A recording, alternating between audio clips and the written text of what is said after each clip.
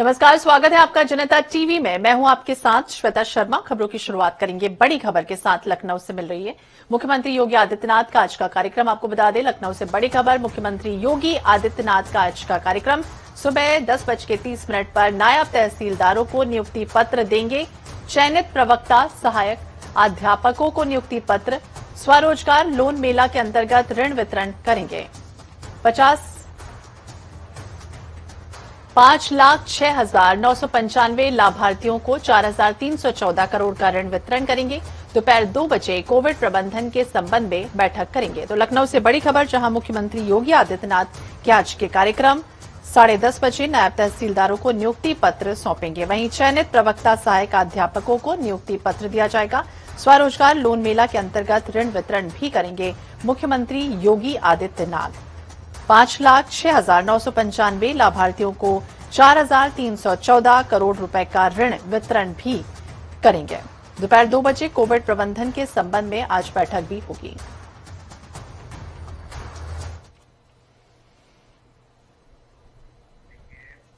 इधर केंद्रीय सड़क परिवहन मंत्री नितिन गडकरी आज अयोध्या दौरे पर आएंगे। केंद्रीय मंत्री यहां कई परियोजनाओं का शिलान्यास करेंगे। प्रमुख रूप से 84 कोसी परिक्रमा मार्ग और अलग अलग 5 अन्य परियोजनाओं का शिलान्यास का भी उनका कार्यक्रम है।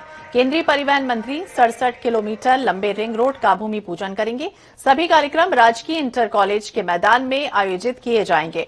इस मौके पर नितिन गडकरी जनसभा को भी संबोधित करते नजर आएंगे।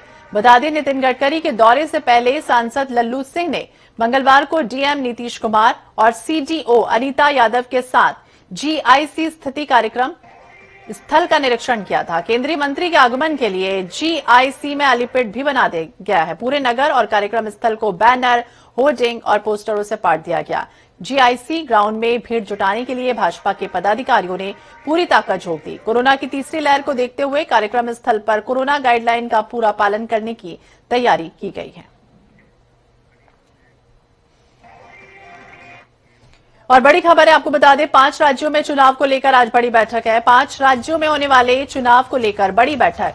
केंद्रीय निर्वाचन आयोग की आज बैठक है। बैठक में कोरोना के बीच चुनाव कराने पर चर्चा, रैली और जनसभा के निर्देश पर भी चर्चा होगी। पार्टियों से कैसे सहमति बने, इसकी रणनीति तय करेंगे। तो बता दें, चुनाव आयोग, केंद्रीय निर्वाचन आयोग की आज बड़ी बैठक रखी गई है। 5 राज्यों में आगामी दिनों में चुनाव होना है। इससे लेकर रैलियों और जनसभा के निर्देश पर चर्चा होगी। पार्टियों से कैसे सहमति बने, इस पर भी रणनीति तय की जाएगी। बैठक में कोरोना के बीच चुनाव कराने पर चर्चा। तो केंद्रीय निर्वाचन आयोग की आज बड़ी बैठक है। आपको बता दें, 5 राज्यों में होने वाले चुनाव को लेकर आज केंद्रीय निर्वाचन आयोग बड़ी बैठक करने जा रहा है। इसमें एजेंडे जो है वो तय होंगे कि रैलियां जो हो रही हैं, जनसभाएं जो हो रही है, वो किस तरह से होना है या नहीं होना है, और पार्टियों से कैसे इसकी सहमति बननी है, किस तरह की रणनीति तय करनी है। उस मुद्दे पर आज 5 राज्यों में चुनाव को लेकर निर्वाचन आयोग बड़ी बैठक करने जा रहा है। स्पर्श शर्मा ज्यादा जानकारी के लिए हमारे साथ दिल्ली से जुड़ गए। स्पर्श, जिस तरह से बात करें, केंद्रीय निर्वाचन आयोग के सामने ये भी समस्या थी, कई बार ये कहा जा रहा था कि जो रैलियां हैं वो बार बार हो रही हैं और इससे कोरोना का संक्रमण डे बाय डे बढ़ रहा है। दूसरी तरफ कल जिस तरह से हालात बने, कई जो पार्टियां थी उन्होंने अपनी चुनावी रैलियां बंद कर दी, यानी खत्म कर दी हैं। तो आज केंद्रीय चुनाव आयोग किस तरह से मन बनाएगा अपना? देखिए, बिल्कुल 11 बजे के आसपास केंद्रीय चुनाव आयोग की यह बैठक शुरू होगी। वर्चुअली इस बैठक को बुलाया गया है। केंद्रीय स्वास्थ्य सचिव और नीति आयोग के सदस्य डॉक्टर वीके पॉल इस बैठक में शामिल रहने वाले हैं।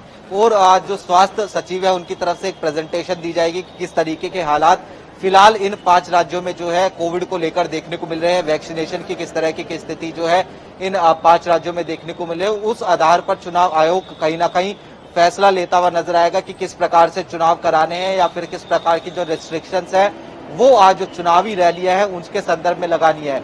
ऐसा माना जा रहा है कि आज जो है रिस्ट्रिक्शन जो है चुनावी रैलियों के संदर्भ में और जिस प्रकार की जो नुक्कड़ सभाएं होती है या फिर जो जनसभाएं होती है उनमें किस तरह की रिस्ट्रिक्शन जो है लगाई जा सकती हैं, हो सकता है कि एक सीमित संख्या जो है रैलियों के संदर्भ में कर दी जाए कि इतने लोग जो है फिलहाल रैली में शिरकत करते हुए नजर आ सकते हैं, क्योंकि पिछले दिनों में जब दूसरी लहर के दौरान अलग अलग राज्यों में उपचुनाव हुए तो हमने देखा था कि चुनाव आयोग ने रैलियों पर जो लोगों की संख्या है उसको सीमित कर दिया था। ऐसे में आज भी कुछ इसी प्रकार की जो संभावना है वो निकलकर सामने आ रही है। हालांकि चुनाव आयोग ने स्पष्ट कहा है कि पॉलिटिकल पार्टीज भी चाहती है कि चुनाव जो है समय पर होते हुए नजर आए। ऐसे में चुनाव आयोग चुनाव कराने को लेकर किस तरीके के डिसीजन लेता है, खासतौर पर उत्तर प्रदेश की बात करें तो कितने चरण में जो है उत्तर प्रदेश में चुनाव होता हुआ नजर आएगा, एक बूथ पर कितने वोटर्स जो है अपना वोट डालते हुए नजर आ सकते हैं, इन तमाम मसलों को लेकर आज की ये बैठक जो है काफी अहम मानी जा रही है। बिल्कुल, तो आज की बैठक अहम है क्योंकि रैलियां किस तरह से सीमित करना है, क्योंकि पिछले बार जब दूसरी लहर आई थी उस समय सोशल मीडिया के जरिए भी सभाएं हुई थी वर्चुअल माध्यम से। अब देखना होगा केंद्रीय निर्वाचन आयोग की बैठक क्या कुछ होता है इसमें। बहुत बहुत शुक्रिया स्पष्ट जानकारी के लिए। और चलिए बात करेंगे उत्तर प्रदेश में होने वाले विधानसभा चुनाव यानी 2022 के लिए भारतीय जनता पार्टी ने चुनाव समिति की घोषणा कर दी। इस समिति में 24 सदस्यों को रखा गया है। ये समिति ही यूपी विधानसभा में पार्टी की रणनीति के साथ साथ चुनाव प्रचार की कमान भी संभालेगी। बता दें 24 सदस्यों में यूपी के सीएम योगी, उप मुख्यमंत्री केशव प्रसाद मौर्य और दिनेश शर्मा के साथ साथ यूपी बीजेपी अध्यक्ष स्वतंत्र देव सिंह जैसे नाम शामिल हैं। योगी सरकार में कैबिनेट मंत्री ब्रजेश पाठक को भी शामिल किया गया। इसके साथ ही यूपी के कई सांसदों को भी समिति में रखा गया है, लेकिन अजय मिश्रा टेनी का नाम 24 सदस्यों में नहीं रखा गया। ये माना जा रहा था कि लखीमपुर के सांसद अजय मिश्रा टेनी समिति में होंगे, लेकिन ऐन मौके पर उनका नाम हटा दिया गया। बता दें केंद्रीय मंत्री धर्मेंद्र प्रधान के दिल्ली स्थित आवास पर ब्राह्मण नेताओं की बैठक बुलाई गई थी, उसमें अजय मिश्रा टेनी शामिल रहे थे। इसके बाद ये माना जा रहा था कि उन्हें यूपी के विधानसभा चुनाव में बड़ी जिम्मेदारी मिल सकती है, लेकिन बीजेपी ने किसानों की नाराजगी से बचने के लिए टेनी को इस समिति में शामिल नहीं किया। साथ ही पीलीभीत से सांसद वरुण गांधी को भी इस टीम में शामिल नहीं किया गया।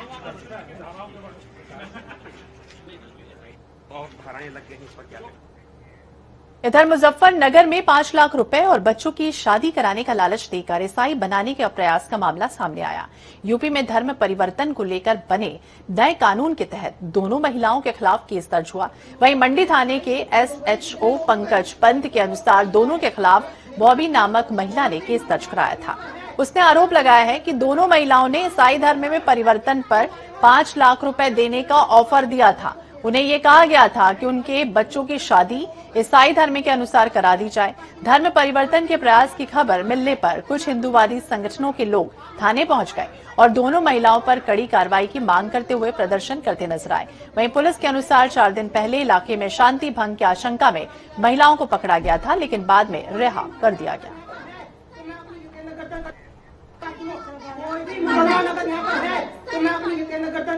आप लोग क्यों आ रहे हैं?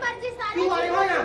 अपना केरल से जो लोगों ने, जो केरल से जो लोग आ रहे हैं ईसाई, उन लोगों ने कितने लोगों को दलितों को बना दिया है?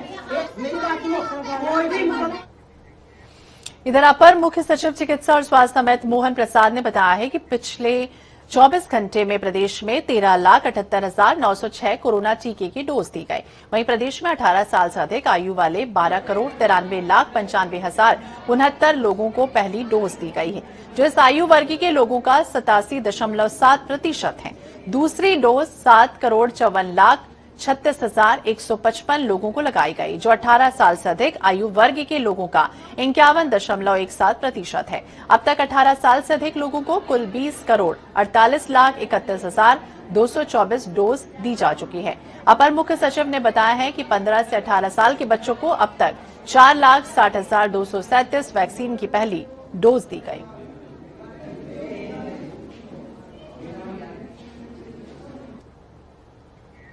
इधर उत्तर प्रदेश में कोरोना के नए मामलों की संख्या 2000 के पार पहुंच गई है। जी हां, बुधवार को प्रदेश में 24 घंटों के भीतर कुल 2038 नए मामले दर्ज किए गए हैं। कोरोना के बढ़ते खतरे को देखते हुए योगी सरकार ने सख्ती को बढ़ाना शुरू कर दिया। बढ़ते कोरोना संक्रमण से बच्चों को बचाने के लिए यूपी में 10वीं तक के स्कूलों में 16 जनवरी तक अवकाश घोषित करने के निर्देश दिए गए हैं।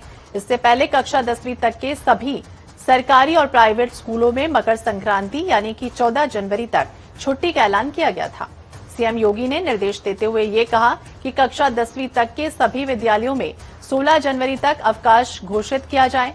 11वीं से लेकर 12वीं के बच्चों को केवल टीकाकरण के लिए विद्यालय बुलाया जाए। शेष अवधि में 11वीं और 12वीं के विद्यार्थियों की कक्षाएं ऑनलाइन माध्यम से संचालित होंगी। वहीं देवभूमि उत्तराखंड में भी कोरोना के केस बढ़ रहे हैं। बीते 24 घंटों में 505 नए संक्रमित केस मिले। अच्छी बात ये रही कि एक भी संक्रमित की मौत नहीं हुई है। प्रदेश में अब तक 3,46,468 लोग संक्रमित हुए, तो वहीं आज 119 लोग ठीक भी हुए हैं। राज्य में अब एक्टिव केसों की संख्या 1000 पर पहुंच गई।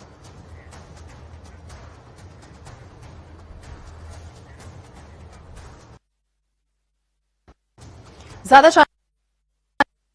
जानकारी के लिए हमारे साथ लखनऊ से अनूप कुमार सिंह जुड़ गए और देहरादून से हमारे साथ अजित काम्बोज है।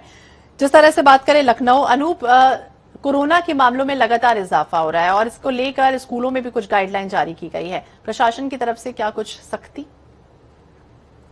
देखिए, उत्तर प्रदेश में कोरोना की रफ्तार अब दोगुनी हो गई है। जिस तरीके से लगातार कोरोना के संक्रमण बढ़ता जा रहा है, हालांकि कल टीम 9 के बैठक में मुख्यमंत्री योगी आदित्यनाथ ने निर्देश दिया था, जिन जिलों में 1000 से ज्यादा अगर कोरोना के संक्रमित हो जाते हैं तो वहां पर सिनेमाघर, स्प्रा या फिर जो वेंकट हॉल है वहां पर उनकी स्ट्रेंथ 50% घटा दी जाएगी। यानी कहीं न कहीं वो जिले तैयार हो जाएं जहां लगातार कोरोना संक्रमित बढ़ रहा है। इसमें सबसे नंबर 1 पर अगर बात करें तो उद्योग की नगरी नोएडा है। नोएडा में लगातार जो कोरोना के संक्रमित मरीज बढ़ रहे हैं। लखनऊ, गाजियाबाद, मेरठ, ये 4 जो जिले हैं सबसे ऊपर हैं। इस तरीके से लगातार अभी करीब 73 जो जिले उत्तर प्रदेश के हैं वो संक्रमित हो चुके हैं। ऐसे में मुख्यमंत्री योगी आदित्यनाथ ने 16 जनवरी तक स्कूल बंद करने के आदेश दिए हैं। साथ ही साथ उन बच्चों को जो 15 से 18 वर्ष की आयु के हैं उनको वैक्सीनेशन के लिए स्कूल बुलाने के लिए आदेश दिया है और दूसरे दिन उनको छुट्टी देने के लिए भी आदेश दिया था। अब लगातार जिस तरीके से सरकार एक मुहिम चला रही है कि किस तरीके से जो तीसरी लहर का आगाज हो चुका है इससे कैसे निपटा जाए, स्वास्थ्य विभाग अपना जो पुराने यंत्र है उनको खंगालने में जुट गया है कि किस तरीके से जिस अगर हालात खराब होते हैं तो किस तरीके से निपटा जाएगा।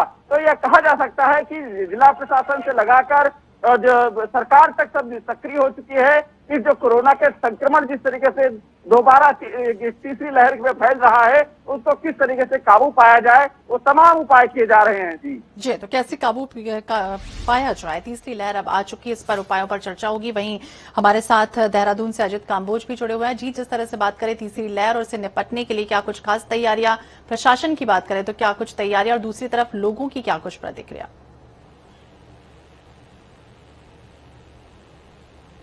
बिल्कुल श्वेता, अगर उत्तराखंड की बात की जाए तो उत्तराखंड में पिछले एक हफ्ते में कोरोना तेजी से बढ़ा है। पिछले 24 घंटों की अगर बात की जाए तो 505 नए केसेस आए हैं और जिसमें सबसे ज्यादा जो मामले हैं वो राजधानी देहरादून में है, जहां पर तेजी से कोरोना का संक्रमण बन रहा है और जिला प्रशासन ने माइक्रो कंटेनमेंट जोन भी यहां पर कई घोषित किए हैं। तो ऐसे में सरकार की तरफ से अगर तैयारियों की बात की जाए तो देर रात को हुई कैबिनेट बैठक में जो नाइट कर्फ्यू की समय सीमा थी उसको 2 घंटे बढ़ाया गया है। अब पूरे उत्तराखंड में रात के 10 बजे से सुबह 6 बजे तक नाइट कर्फ्यू प्रभावी किया गया है और 2 दिनों की समीक्षा के बाद 2 दिन बाद दोबारा राज्य कैबिनेट की बैठक होगी, जिसमें एक बार फिर से इस बात को लेकर चर्चा की जाएगी कि कोरोना की स्थिति क्या है, आने वाले समय में कोरोना के संक्रमण को रोकने के लिए सरकार क्या कुछ कड़े कदम उठा सकती है। हालांकि नई एसओपी देर रात को जारी कर दी गई है शासन की तरफ से, जिसमें नाइट कर्फ्यू का समय 10 बजे से सुबह 6 बजे तक किया गया है। साथ ही मास्क को अनिवार्य तौर पर सख्ती से लोगों को पालन कराने के लिए जिला प्रशासन को आदेश दिए गए हैं शासन की तरफ से कि सभी जनपदों में जिला प्रशासन और पुलिस के सहयोग से मास्क को सख्ती से यहाँ पर लागू किया जाए और कोई भी अगर बिना मास्क के घूमता हुआ नजर आता है तो उसके खिलाफ कड़ी दंडात्मक कार्रवाई यहाँ पर की जाए, उनके खिलाफ सीधे तौर पर एक्शन यहाँ पर लिया जाए। तो सरकार सजग है, तमाम तरह की जो व्यवस्थाएं हैं जिला स्तर पर उनको बनाने की कोशिश यहाँ पर की गई है और जो कोविड डेडिकेटेड हॉस्पिटल्स यहाँ पर बनाए गए थे उनका जो टेंडर प्रक्रिया थी वो समाप्त होने को थी, तो उनको यहाँ पर मार्च 2022 तक के लिए बढ़ाया गया है। तो सरकार पूरी तरह से गंभीर है कि किसी भी तरह से दिक्कतें ना बढ़े और अगर कोई भी संक्रमित यहाँ पर नजर आता है, चाहे बॉर्डर के माध्यम से हो या फिर जिले के भीतर हो, तो उन सभी को तत्काल यहाँ पर आइसोलेट करने की व्यवस्था की गई है। तो प्रशासन अपनी तरफ से पूरी तरह से गंभीर है, लेकिन लोगों को भी जागरूक होना होगा। लोगों से भी यही अपील जनता टीवी के माध्यम से कि मास्क जरूर लगाएं, भीड़ भाड़ वाली जगहों में जाने से बचें। बहुत बहुत शुक्रिया आप दोनों का जानकारी के लिए। और अखाड़ा परिषद के अध्यक्ष रहे महंत नरेंद्र गिरी की मौत के मामले में आरोपी आनंद गिरी की जमानत अर्जी पर बुधवार को इलाहाबाद हाईकोर्ट में सुनवाई नहीं हुई। सीबीआई की तरफ से हाईकोर्ट में जवाब दाखिल किया गया ऑनलाइन दाखिल जवाब हाईकोर्ट की वेबसाइट पर अपलोड नहीं हो पाया था और इस वजह से कोर्ट ने अगली सुनवाई तक आनंद गिरी के वकीलों से सीबीआई के इस जवाब का सवाल दाखिल करने के लिए कहा। हाईकोर्ट इस मामले की अगली सुनवाई 18 जनवरी को करेगी। आपको बता दें कि आनंद गिरी पर महंत नरेंद्र गिरी को आत्महत्या के लिए उकसाने का आरोप है। निचली अदालत ने महंत आनंद गिरी की जमानत पहले ही खारिज कर दी थी। इसके खिलाफ आनंद गिरी ने हाईकोर्ट में जमानत अर्जी दाखिल की है।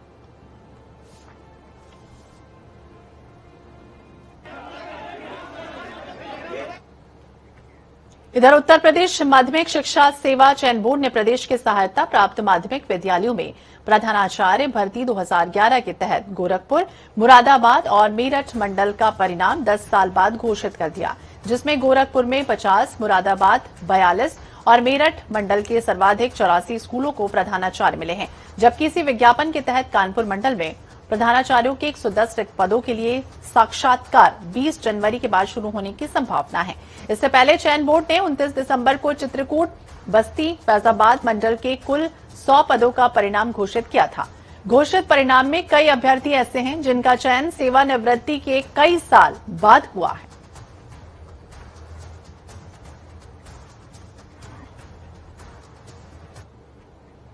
इधर उत्तर प्रदेश अधीनस्थ सेवा चयन आयोग ने 8085 लेखपाल भर्ती का नोटिफिकेशन जारी किया है। कुल 80,085 वैकेंसी में से 3,271 पद अनारक्षित हैं। एससी के लिए 1,690, एसटी के लिए 152, ओबीसी के लिए 2,174 और ईडब्ल्यूएस वर्ग के लिए 798 पद आरक्षित हैं। इच्छुक उम्मीदवार सरकारी साइट पर जाकर 7 जनवरी 2022 से आवेदन कर पाएंगे। फीस जमा कराने और ऑनलाइन आवेदन की अंतिम तिथि 28 जनवरी 2022 है। जिन्होंने यूपीएसएससी की पीआईटी दी थी, लेखपाल परीक्षा के लिए अभ्यर्थियों की शॉर्ट लिस्टिंग उनके पीआईटी 2021 के स्कोर के आधार पर हो जाएगी।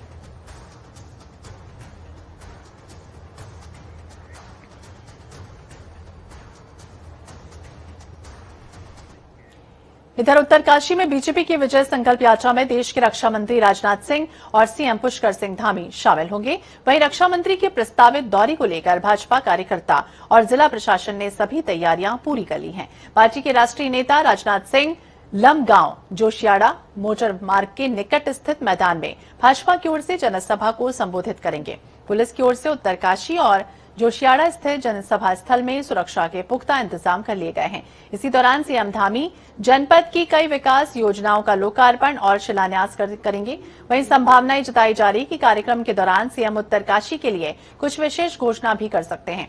बताया जा रहा है कि सीएम करीब 75 योजनाओं का शिलान्यास और लोकार्पण करेंगे, जिनकी लागत करीब 110 करोड़ है।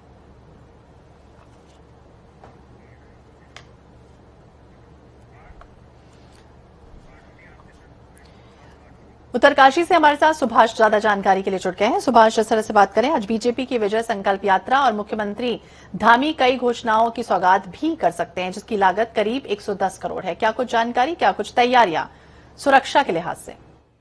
जी देखिए, अगर सुरक्षा की बात की जाए तो कल ही ब्रीफ कर दिया था जिले के जिलाधिकारी और पुलिस अधीक्षक ने सभी जवानों को जो वीआईपी ड्यूटी में लगे हैं उनको तैनात कर दिया गया है और जगह जगह पे चप्पे चप्पे पे सुरक्षा व्यवस्था चाक चौबंद की गई है। हालांकि जो प्रस्तावित कार्यक्रम है वो 11:30 मिनट पर रक्षा मंत्री और मुख्यमंत्री मातली हेलीपैड पे उतरेंगे और वहां से वो बाई कार सीधे 11:50 पर बाबा काशी विश्वनाथ मंदिर के दर्शन करेंगे और उसके बाद फिर वो बाई कार 12:10 पर जोशियाड़ा जहां की विजय संकल्प यात्रा है उसमें सम्मिलित होंगे और उसके बाद वहां पे वो जनसभा को संबोधित करेंगे। साथ ही 110 करोड़ की जो विभिन्न योजनाएं हैं, करीब 75 से 76 वो योजनाएं हैं जिसका शिलान्यास और होना है वहां पे। उसके बाद ही वो जनसभा को संबोधित करेंगे और जितने भी बीजेपी कार्यकर्ता है वो देर रात से ही वहां पे डेरा डाले हुए हैं और लगातार जितने भी लोग हैं वो वहां पे, हालांकि बारिश का मौसम है लेकिन फिर भी वहां पे भीड़ उमड़नी लगातार जारी है और कुछ ही क्षणों बाद वो मातली हेलीपैड पे पहुंचाएंगे।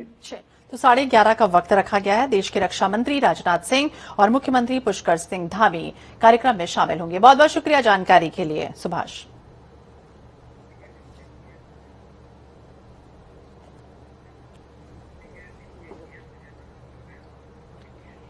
यूपी के डिप्टी सीएम दिनेश शर्मा क्या कुछ कह रहे हैं, चलिए आपको सीधे ले चलते हैं। संस्कृत संस्थान का गठन हुआ।